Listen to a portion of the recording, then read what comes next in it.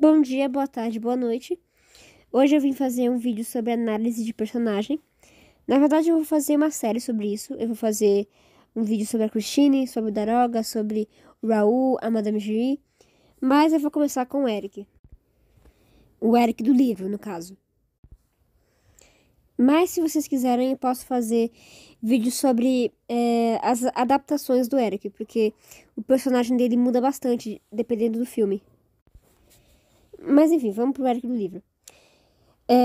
O Eric, ele é um personagem um tanto complexo no livro, especialmente quando se lê pela primeira vez. Porém, quanto mais você lê e mais você conhece sobre o Eric, a complexidade dele passa a ser não um desafio ou algo negativo, e sim uma das tantas belezas que esse personagem tem. Porque sim, mesmo sendo fisicamente deformado e tendo sua vida praticamente destruída por esse motivo, o Eric apresenta sim várias características positivas que podem ser vistas como beleza. A primeira característica que é preciso analisar sobre o Eric é que ele é uma vítima. Ele não pediu para ser deformado, muito menos numa família podre. Ele foi abandonado pela mãe, tratado como uma aberração de circo e escravizado por diferentes pessoas. O Eric, em toda a sua vida, foi visto como um monstro que deveria se afastar de outras pessoas ou como uma propriedade, né? Um objeto que pertencia a alguém mais poderoso e proporcionava dinheiro aos donos, entre aspas, dele. Um exemplo disso é o empresário do circo e o Shah da Pérsia. Ele se isolou da sociedade por não aguentar mais sofrer daquele jeito. Não foi uma boa escolha, porque o Eric perdeu o mínimo de contato social que ele tinha, que ele ainda tinha, né? Mas não tem como culpar ele por essa escolha, porque esperar que uma pessoa tão traumatizada, mentalmente fragilizada e com quase nenhuma experiência humana, boa experiência humana, tenha a capacidade de conviver com uma pessoa normal é cruel, desonesto e completamente sem noção, em um nível que eu não tenho nem palavras para descrever. Bom, a segunda característica que é interessante sobre o Eric é que, apesar de ele ter tido uma vida muito difícil, ele é dotado de habilidades geniais. Ele é um arquiteto talentosíssimo, um ilusionista nato e principalmente um grande gênio da música. O Eric vive pela arte e transmite todo o seu espírito nela, sua dor, sua paixão, sua esperança, enfim, tudo ao mesmo tempo. E como uma pessoa que provavelmente não foi letrada formalmente, no caso, matriculada numa escola, numa faculdade, o mais provável que o Eric fez foi ter se autoeducado. Eu acredito que ele tenha algum fenômeno parecido com a síndrome de Savant, ou até mesmo a própria síndrome de Savant. De qualquer forma, foi uma vantagem que o Eric teve. Mas apesar da sua genialidade, ele nunca foi recompensado devidamente. Na verdade, ele foi usado. As pessoas viam ele como um monstro desprezível, mas as habilidades dele eram úteis para os interesses pessoais dos abusadores dele. A terceira característica é que ele tem uma personalidade e um comportamento muito infantil. O que faz sentido, já que ele nunca teve a oportunidade de ter uma infância normal e uma adolescência apropriada. Então, tecnicamente, ele nunca teve a oportunidade de crescer, né? O livro ressalta isso de muitas formas. Primeiro que a escrita do Eric é muito infantil. Ele tem uma letra meio garrancho. Ele fica animado e feliz com coisas simples, como a Christine conhecer a casa dele. Ele é muito teimoso e ele não tem controle sobre as próprias emoções. Além disso, por grande parte do livro, ele não parece ter consciência da dimensão, das consequências das coisas que ele fazia, né? Além disso, ele é facilmente manipulável e muito impulsivo. Ele também é um pouco egoísta, eu diria, porque ele controla o dinheiro e a locomoção do teatro, na maioria das vezes, por benefício próprio. Apesar de que ele não tem problema em abrir mão de muitas coisas que ele queria para agradar a Christine. E além disso, essa atitude dele é totalmente justificável. Primeiro que ele construiu aquele lugar, né? Ele ajudou a construir, né, a casa de ópera. É o mínimo que ele merece. Segundo que ele não tem outro lugar para morar, né? É questão de sobrevivência.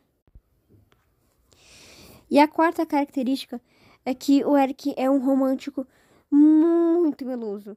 apesar de odiar todos os outros seres humanos, exceto a Kushina e o Daroga, ele prepara a casa dele só pra receber a Kushina como visita. Faz compras só pra ela, prepara um almoço maravilhoso só pra ela e tenta a todo custo impressionar a Kushina, inclusive com as declarações mais trágicas de amor, né? No final do livro, ele entrega um anel de casamento pra Kushina e era um anel de muita importância dele que ele dedicou só pra ela. Então, meu Deus, que homem. Mas assim, a gente sabe que o Eric não bate muito bem na cabeça e que os problemas emocionais dele não são culpa dele. Só que não é raro ver pessoas dizendo que ele é manipulador, que ele desconta suas frustrações em outras pessoas e usa seus passados trágicos como desculpa para cometer atos criminosos. E essas afirmações estão completamente erradas. 1. O Eric não desconta a sua frustração em ninguém além dele mesmo. Não existe nenhuma passagem no livro que mostre ele sendo cruel ou usando o seu trauma como justificativa pra, sei lá, fazer coisa errada. Principalmente contra pessoas inocentes. Na verdade, na maior parte do livro ele é gentil e empático. 2. A única pessoa que o Eric realmente matou foi o Conde de Chani.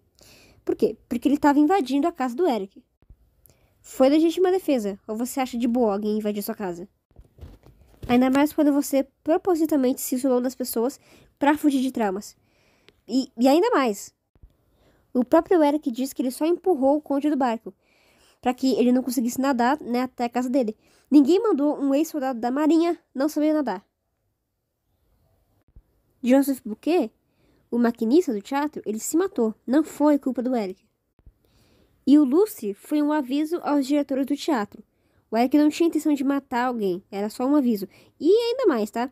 Existem grandes chances do Lucy ter caído realmente por acidente, e não por culpa do Eric. Até porque foi isso que aconteceu na vida real.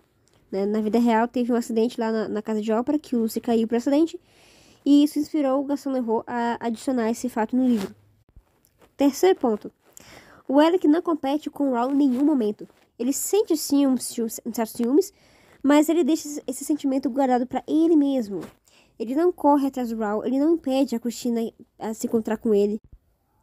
Ele nunca viu a Cristina como propriedade ou objeto dele. Ele amava ela e queria o bem-estar dela. Todas as coisas que ele faz durante a história, né, o boicote, a apresentação da Carlota, a chantagem com os diretores, tudo foi para ajudar ela. A Christine estava sozinha no teatro. A Carlota e o complôzinho dela queriam destruir a carreira da Christine. Os diretores não queriam ela. O Raul queria que ela saísse do meio musical. Enfim, ela não tinha ninguém para ajudar ela. O Eric foi o único que ficou do lado dela e fez de tudo que ele podia para ajudar a Christine. 4º ponto. O Eric não é manipulador. Diferente do musical, onde ele tenta manipular a Christine e controlar ela a todo tempo, o Eric do livro nem se aproxima dela como o anjo da música. Ela que vem até ele e pergunta se ele é o anjo que o pai dela enviou do céu. O Eric, ele só manteve o disfarce por um tempo. E mesmo assim, ele sempre foi sincero sobre os sentimentos e as intenções dele, mesmo como um anjo. Depois que eles se conhecem pessoalmente, ele se desculpa por ter assumido aquele disfarce e continua sendo sincero e honesto com ela. A própria Christine diz que enganou ele facilmente com um mero discurso bondoso e alguns gestos gentis. Ele é a pessoa facilmente manipulável, não o manipulador. Em 5º lugar, o surto que ele teve no final não foi planejado. Ele testemunhou uma traição no terraço do teatro, sendo chamado de monstro e louco pela mulher que ele amava. E ainda descobriu que ela fingiu gostar dele só para fugir com outra pessoa. Ele não tem culpa de ser mentalmente instável nem impossível. E de novo, ele se arrepende dos erros que ele cometeu e conserta o que ele fez de errado. Ele abre mão da chance dele ser feliz para fazer outra pessoa feliz. E isso prova o amor dele. É nítido que o Eric não sabe muito bem como relações românticas funcionam. Ele acha que pode fazer a Cristina amar ele com a convivência, né, dos dois e com os talentos que ele tem. Tanto que ele tenta convencer a Christine que eles seriam felizes com a desculpa de que, alguns casais que não se gostavam antes do casamento arranjado passaram a se gostar depois. Só que ele não entende que não se pode forçar o amor e nem implorar por ele. Até porque, se a Christine ficasse com ele por pena, nenhum deles seriam felizes. Claro, é impossível esperar que um cara do século XIX saiba sobre termos modernos e de como lidar com a inteligência emocional. Especialmente quando não tem nenhuma rede de apoio psicológico para ele. Enfim, tudo o que aconteceu com o Eric é uma tragédia, uma injustiça. A única coisa que ele queria era ser amado pelo que ele era, e ele poderia ter sido feliz se conhecesse as pessoas certas. Mas o interessante mesmo é analisar a redenção do Eric. A Christine tinha concordado em casar com ele. Ele poderia tentar conquistá-la da forma que ele tentou fazer antes. Quer dizer, tentar, né, conquistá-la. Até porque, como ele mesmo disse, casais que não se gostavam antes do casamento arranjado poderiam se apaixonar depois. Só que, não. Ele decide que não. Não era certo fazer aquilo. Ele amava a Christine e não podia tirar a liberdade dela. Por isso, ele deixa ela embora. A felicidade e a segurança dela eram mais importantes para ele. Mesmo que a própria Christine tivesse meio que hesitado em deixar ele. Ou seja, por ter recebido um simples toque genuíno de empatia, ele percebe que não valia a pena arriscar o resto da relação que ele tinha com a Christine, né?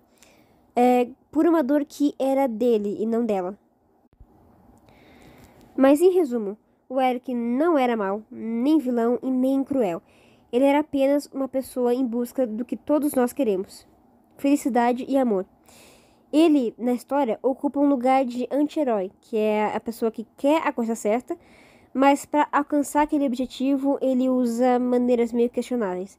Então, ele era, assim, inocente, romântico, tímido, impulsivo, enfim, muito crazy, sempre quis o bem da Christine e consegue reconhecer os próprios erros, que é o mais importante de tudo, né? Bom, eu mesmo sigo sendo o time Eric até o final. E se eu fosse a Christine, escolheria ele. E dane-se, não tô nem aí. Falem o que falar, mas ele sempre vai ser muito melhor. Mora em um covil lindo, alternativo, primeiro gótico da história, tá? É um gênio da música, um misantropo romântico. Ai, eu adoro o Eric. Eu vejo a beleza nele que muitas pessoas não veem. E eu tô falando do Eric do livro mesmo, tá? Com a deformidade do livro. Igualzinho do Lon Chaney do filme de 1925. Não tô falando só do musical não, viu? Bom, de qualquer forma, espero que tenham gostado desse vídeo. Talvez seja um pouco polêmico, porque infelizmente muita gente não gosta do Eric, justamente por não saber interpretar o personagem dele. Mas de qualquer forma, eu vou continuar defendendo ele até os fins dos meus dias. Eu vou continuar com essa série e eu acho que vai ser bem interessante porque as adaptações são diferentes e a gente vai poder analisar bastante personagens com bastantes características interessantes. Então, até a próxima.